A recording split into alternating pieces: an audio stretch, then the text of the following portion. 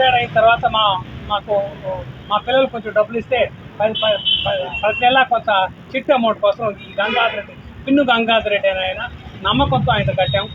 దాదాపు చాలా నెలలు గడుచుకొని ఇదిగో ఇదిగో అని చెప్పి చిట్టి ఎగ్గొట్టాడు. కొన్ని సంవత్సరం జనవరి 26 ఇస్తా అని చెప్పి ఇప్పుడు దాకా అసలు పట్టే లేదు.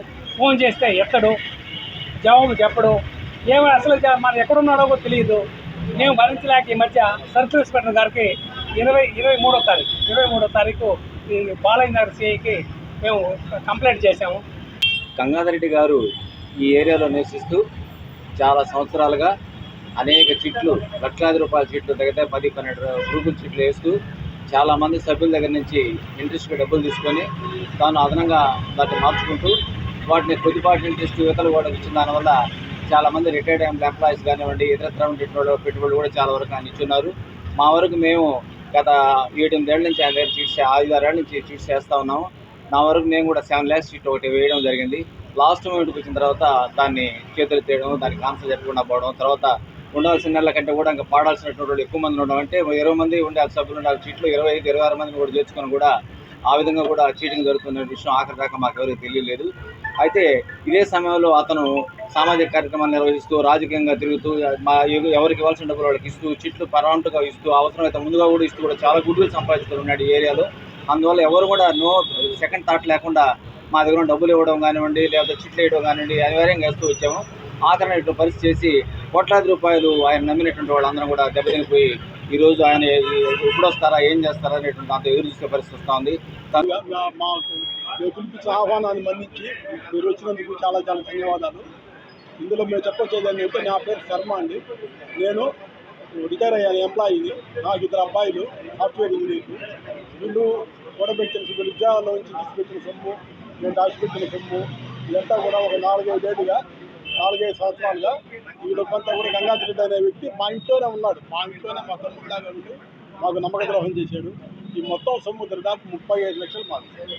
మేము ఇచ్చింది ఇవాళ ఒక్కరోజు ఇచ్చింది కాదండి, 4-5 ఏళ్ళుగా ఆయన దత్తత్వం ఇచ్చేది. ఇదిగో అన్న, ఇదిగో ఇవాళ రేపు అని చెప్పారు. కానీ ఈరోజు 1 సంవత్సరం రోజులుగా మా ఫోన్లు మాత్రం ఎత్తడు. మిగతా అన్ని ఫోన్లు రిసీవ్ చేసుకుంటున్నాడు. డబ్బులు బకాయిల ఫోన్లు ఎత్తట్లేదు. అతను ఎక్కడున్నాడో కూడా తెలియట్లేదు. నేను గతంలో ఎస్పీ గారికి స్పందనలో 3 సార్లు అర్జీలు ఇవ్వడం జరిగింది. తర్వాత ఇక్కడ గతంలో ఉన్న సిఐ గారు ఆ అర్జీల మీద యాక్షన్ ఏం తీసుకోలేదు. కానీ మళ్ళీ ఇప్పుడున్న సిఐ గారికి నిన్న 23వ తారీఖు వెళ్ళి కంప్లైంట్ పెట్టాను. కంప్లైంట్ కాపీ కూడా ఉంది. సిఐ గారు ఫోన్ చేసి కూడా పెడతామన్నారు. ఖచ్చితంగా కూడా చర్యలు తీసుకుంటాం మాకు నమ్మకం కలిగింది. మాకు ధైర్యం వచ్చింది. ఎందుకంటే చెప్పాలన్నా కూడా మాకు భయాలు ఉన్నాయి. మేమందరం ఉద్యోగస్తులం, ఏం జరుగుతుందో మాకు తెలియదు. ఇప్పుడు ఏంటంటే మాకు పోలీస్ సపోర్ట్ ఉందని నమ్మకం వచ్చింది. ఈ సపోర్ట్ ఉందనుకున్నాం కాబట్టి ఈరోజు మీడియా ముందుకు రావడం జరిగింది. సో దీనికి పోలీసులు కూడా ధన్యవాదాలు చెప్పుకుంటున్నాము. సిఐ గారికి కూడా ధన్యవాదాలు. కాకపోతే మేము కాకుండా చాలా పేదవాళ్ళకి, చిన్న వాళ్ళకి కూడా ఇతను డబ్బు పట్టాలకు కూర్చున్నాడు. ఇతను మోసం వెలుగులోకి తాండి. దయచేసి అందరు పిచ్చులందరూ కూడా నాది 35 లక్షలు.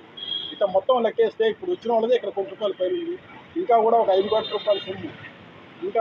రూపాయల సొమ్ము, కూడా కొన్ని ఇవ్వాల్సిన బకాయిలు ఉన్నాయి. ఇతను ఈ సొమ్ము అంతా కూడా ఎక్కడో ఆస్తులు కొనుక్కొని ప్రజలకు ఇవ్వకుండా ఇతను మళ్ళీ కర్ణాటకలో ఇదే పని తయారు చేసి అక్కడ దాన ధర్మాలు చేస్తూ అక్కడ మళ్ళీ ఇదే వ్యవహారం మొదలుపెట్టారు. సో అక్కడ కూడా మళ్ళీ మోసాన్ని రంగం చేస్తున్నాడు. కాబట్టి మోసాలను అరికట్టే బాధ్యత దయించి పోలీసు వారు తీసుకొని మాకు న్యాయం చేయాల్సిందిగా కోరుతున్నాము. నేను రిటైర్ ఉపాధ్యాయుడిని. నెల ఏదో కొద్దిగా దాచిపెట్టుకొని ఒక అమౌంట్ అవుతుందనే ఉద్దేశంతో చేయడం జరిగింది. అంతేకాకుండా మా పిల్లలు కూడా ఉద్యోగాలు చేస్తూ ఉన్నారు. వాళ్ళు చేసే చిన్న ఉద్యోగాల్లోంచి కొంత దాచిపెట్టి నా ద్వారా వీళ్ళకి కట్టడం జరిగింది. నాకు సుమారు 19 లక్షలు దాకా రావాలి. అదేవిధంగా మా బంధువులు కూడా ఒకరికి 30 లక్షల దాకా రావాలి, ఇంకొకరికి 8 లక్షలు రావాలి. మొత్తం టోటల్గా చూసుకుంటే మా బంధువుల్లోనే ₹1 కోటి సుమారుగా ఉంది. కాబట్టి మేమందరం కూడా బాధపడుతూ ఉన్నాము. మీ ద్వారా మా బాధను తెలియజేస్తున్నాం. అప్పుడు కొందరు సుధాకర్ రావు అని ఒక అతను ఇచ్చాడని తెలుస్తుంది, కొందరు ఇచ్చేదానికి సిద్ధంగా ఉన్నారు. కాబట్టి అందరూ కూడా ఇప్పుడు ఇదవుతున్నారు. ఇంతవరకు కొంత ఒత్తిళ్లు తీసుకొని వచ్చి నేను ఇచ్చేస్తా అనేటువంటి ఇదితో అతని మీద సదుద్దేశంతో 8 రోజులు వెయిట్ చేశాము. మా కొందరి దగ్గర కాన్సర్ నోట్లు ఉన్నాయి, చెక్కులు ఉన్నాయి, కొందరు ఎక్స్పైర్ అయిపోయినాయి. అతని మాటలు నమ్మి వెంటనే కొంత గమ్ముగా పెట్టుకొని ఉన్నారు, ఆధారాలు ఉన్నాయి. కాబట్టి మరెన్నో వీడియోల కోసం మా ఛానల్ ని సబ్స్క్రైబ్ చేసుకుని పక్కనే ఉన్న బెల్ ఐకాన్ ని క్లిక్ చేసి యాక్టివేట్ చేసుకోండి.